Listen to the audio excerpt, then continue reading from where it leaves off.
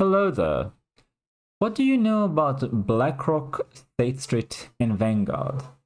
These are the three largest money managers in the world and are currently being sued by 11 states, led by Texas in the US. They are allegedly illegally colluding to drive down the supply of coal and drive up the price of electricity as part of their ESG, environmental, social, and governance investing practice. So essentially, ESG is part of the sort of very far left idea that we need to use the power of money of large corporations to force societal change in order to correct injustices by, let's say, making sure that the large percentage of people being hired and promoted are women or gays or blacks, etc. They don't really care if they're qualified or not. They just want a percentage of the population to be represented, and often they overrepresent the groups that they claim to be historically prejudiced against. Now, this specific suit is about their sort of climate change initiatives. They want to stop people from using coal. So what do? Well, rather than individually wield their shareholdings to reduce coal output, defendants effectively formed a syndicate and agreed to use their collective holdings of publicly traded coal companies to induce industry-wide output reductions. So essentially, they used their power on the board of these companies through holding the majority of shares, not the majority, but being their major shareholders, the largest shareholders. And they use that power to force the companies to produce less coal. And if production decreases and demand holds stable by the laws of supply and demand in a free economy, what you'll have is the price will increase. The price will increase, that means that the price of your electricity increases, and people will be forced to scale back their expenditures, so to use less electricity, to use less coal, because it will cost them too much money. That's something that they did as a group, banding together, and that would be illegal. That's what is alleged by these 11 states. Now, how does the political spectrum divide on the issue of BlackRock, Statestreet, and Vanguard? Well, Bernie Sanders, for example, who's far left, a communist, if ever I saw him and I disagree with him on everything, he still has some populist roots. And he says BlackRock, Vanguard, and Statestreet are an oligarchy that threatens democracy.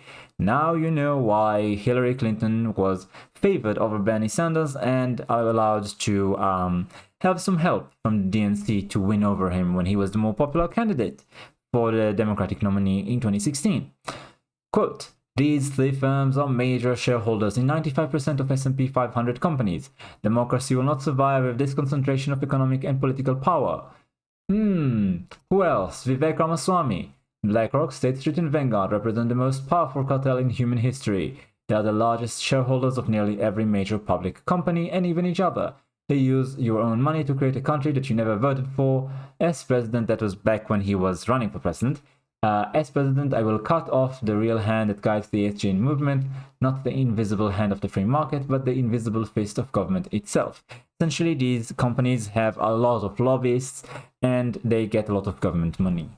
Now, what did RFK Jr. have to say?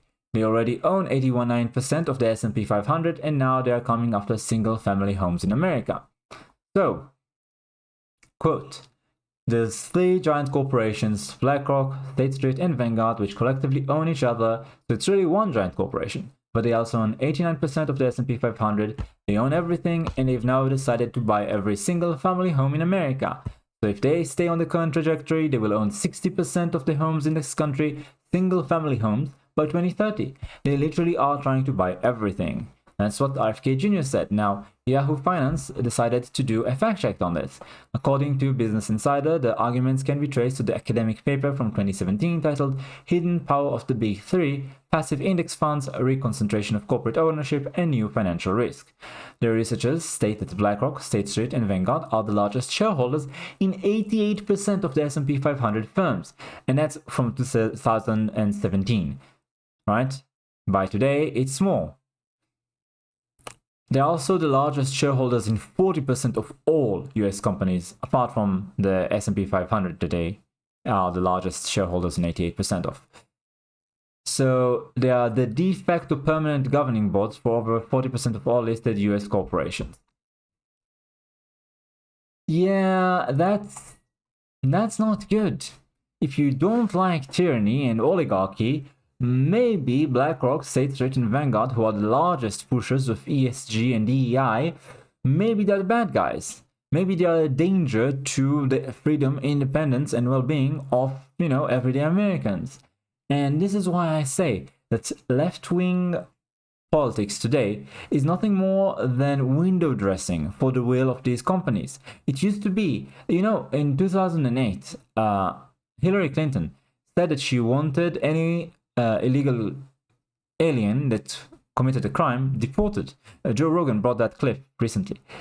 And she said that she wanted illegal aliens that are in the country that want to stay to pay back taxes on all income they earned before being legalized, and to pay a fine for entering the country illegally, and to go back to the back of the queue in terms of immigration before they are allowed to stay in the country.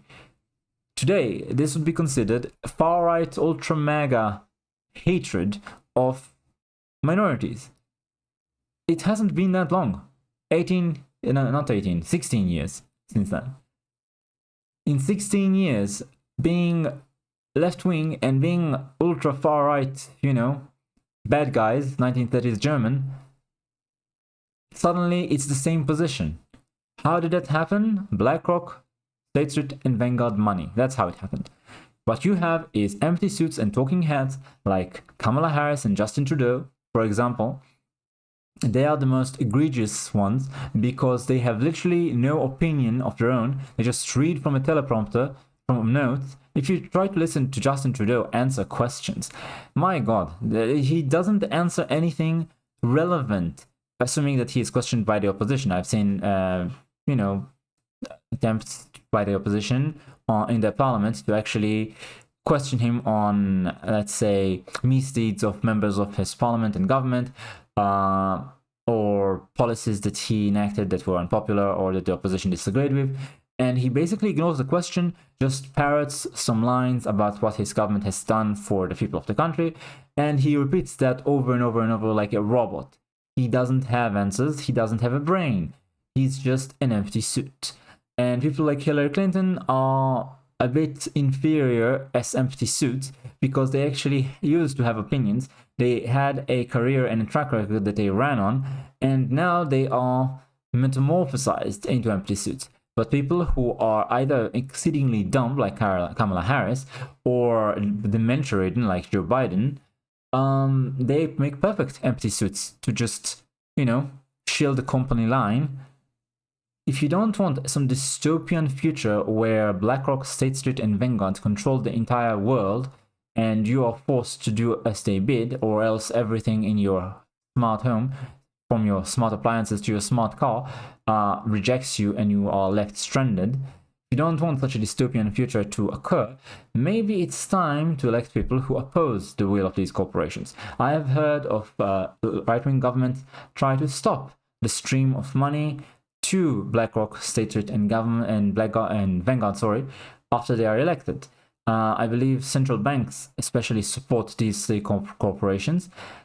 Something will have to be done about them too, and I'm obviously talking about using financial and political power and nothing violent. Everything that you say on the right will always be considered in bad faith because they can afford to. They have the power to do so. And they are themselves very bad faith actors. I'm not saying that anyone on the left is, but rather that anyone controlled by these corporations is.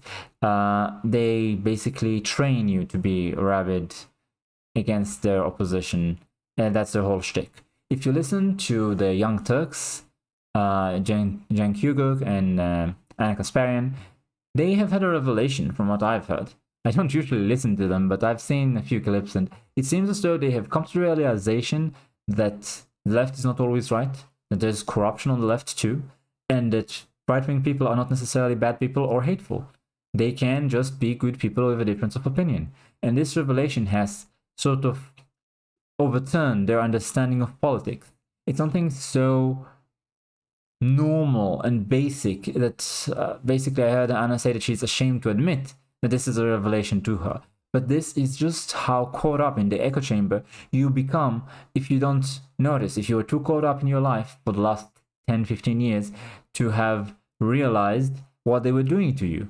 The same sources of information that used to be far more impartial and far less dogmatic in the past. The paper of record, the New York Times, as an example, CNN, MSNBC, used to be far more, to put it, trustworthy than they are now. They weren't perfect, but they weren't nearly as flawed, as dogmatic, as ideological as they are now. And they made this transformation not in a day. It was gradual. The frog did not realize it was being boiled.